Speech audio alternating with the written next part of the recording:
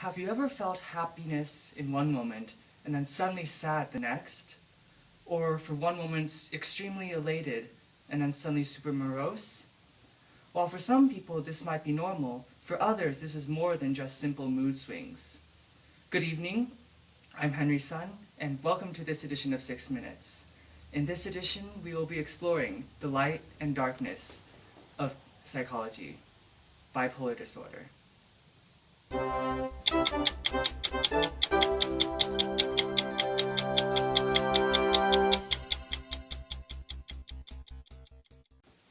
I am here today to discuss the treatment of bipolar disorder with psychiatrist Dr. Miles Maunder, who is currently working with a patient named Katsu Felicianus. Maunder, I assume?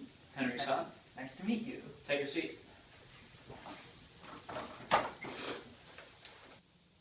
So, Dr. Maunder, could you describe for the audience what bipolar disorder actually is? Well, bipolar disorder appears in many different types, but there are two that are the most common. Each type shares many symptoms, but in particular, both have periods of mania and periods of depression. The difference is that the first type has longer stretches of mania, and the second group is depressed more of the time. And well, for any of these types, it's fairly difficult to diagnose them. But of course, as many know, when you're inside of these periods, they are really intense and they can be really stressful. But now, Dr. Maunder, if you could answer a question that probably everyone in the audience has, what differentiates normal people from those with bipolar disorder? I mean, everyone gets happy, everyone gets sad sometimes, right? Like, say I get cut off during traffic or something, I would get happy, and I were happy before, then I would suddenly be sad, right? And let's not even talk about teenagers, right? No, certainly that's a fair point. But bipolar disorder is more than that. It's like part of your existence is defined to have depression, to feel bad, and part of your existence is just really up to you have a lot of energy, it's just really intense. And these things are regular. It's not necessarily on a schedule, but it's like part of you. It will keep happening. It's not just a little one-off thing that happens on occasion. And interestingly enough, there's actually 2.6% of the people in the U.S. have actually been diagnosed with the disorder, and half of them have been diagnosed before the age of 25. It seems my comment was not off the mark. And now we're about to see one of Dr. Maunder's patients, Katsu Felicianus, who was also diagnosed at around the age of 25. I'd like to introduce you to Mr. Felicianus. Mr. Felicianus, I'm Mr. Henry Sun. Nice to meet you. So tell me, Mr. Felicianus, when exactly did these symptoms start appearing? Well, honestly, I didn't think I had any sort of disorder for a long time. Though I guess you could say I started getting these giant mood swings around 25-ish. Okay, so you had a completely normal life until then, right? Yes, 100% like to the grain, completely normal. Alright then. So then, would you know of anything that could have set off this disorder, anything at all during that time period, or? Well, I mean, it wasn't as much symptoms as, say, just getting upset, I guess a bit more than usual. Right. That's probably a very familiar situation for many of our viewers, that feeling of being upset or dissatisfied with work, which led Katsu Felicianus to start being distracted at the workplace, feeling frustrated, and becoming detached from his friends at work. And at first they said I had depression. Oh, really? Yeah.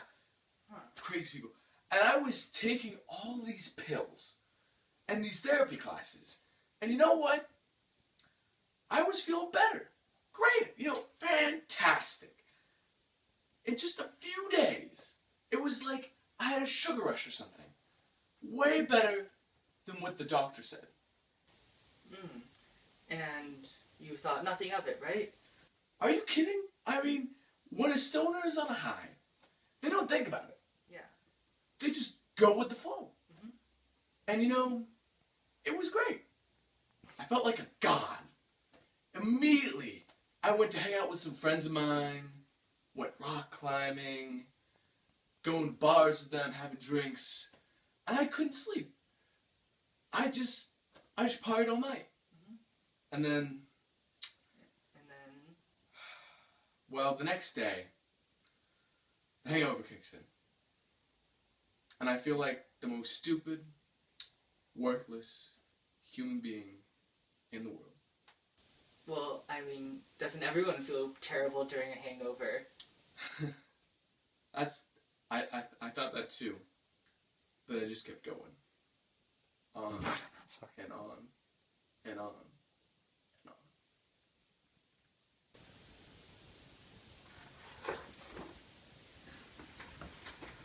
So this is you?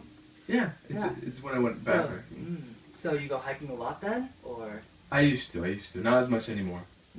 Okay. It was when he was on a hike on a trip in Yosemite to help his depression, when suddenly he found himself running, filled with energy, off a cliff.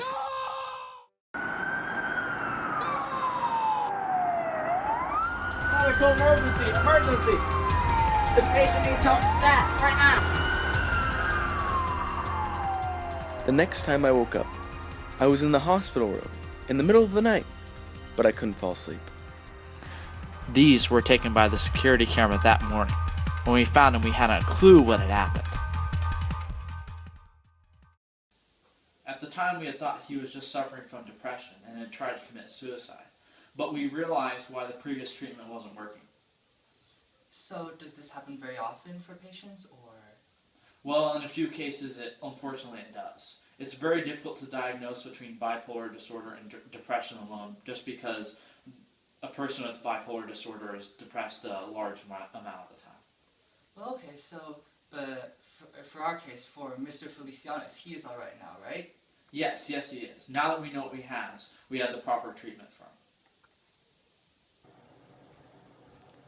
Now Dr. Monder is showing us the current treatment he will be giving Katsu Felicianus at his latest checkup.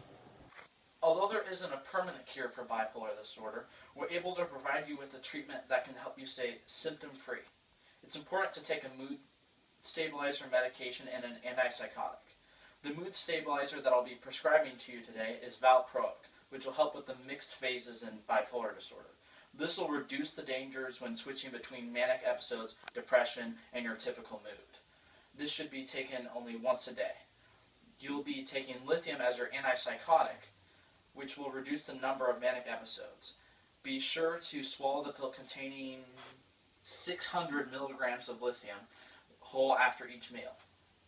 If you prefer to have additional support, you can also engage in other types of therapy, such as group therapy.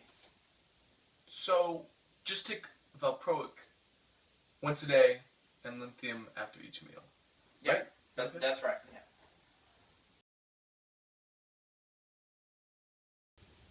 So, Mr. Felicianus, how are you feeling now? It's going pretty good. Pretty good couple months now. And though I still have the occasional ups and downs, it's gotten a lot better. Cool. And so for our audience viewers who may be suffering from bipolar disorder themselves, or may have relatives as well with the same disorder, do you have any words of advice that you could give them? I have a few pieces of advice to give them. My first would be never lose hope. Optimism is key to being able to survive. Be self-motivated would be my second one, because it really helps you through there. When you need to take your medication and what treatment you need to best alleviate your symptoms, it really helps you along. Additionally, having a support group to lean on that you feel, in my case, that I feel comfortable talking to, it's important to not feel alone. Stability and the maintenance of a set of schedule helps as well. So to help you plan out how you're going to do things and live through it, it really does help. However, the most important piece of advice I have for people out there, and even for you, normal people, is that you have to understand the disorder, to know how it applies, even to the other people, to their unique situation, how it affects them. Try to figure out what triggers their symptoms or your symptoms if you have it, how best to avoid these triggers. And undoubtedly, it's difficult to live with bipolar disorder. However, with the right type of support, you'll be able to live as happily as everyone else around you. If whether it be normal or they be better coped with whatever their life situation is than you. Like any other mental condition, it's important to understand not only the bare facts, but the human factor as well of the people who are suffering through it. I'm Henry Sun, and thank you for joining us on this edition of 6 Minutes.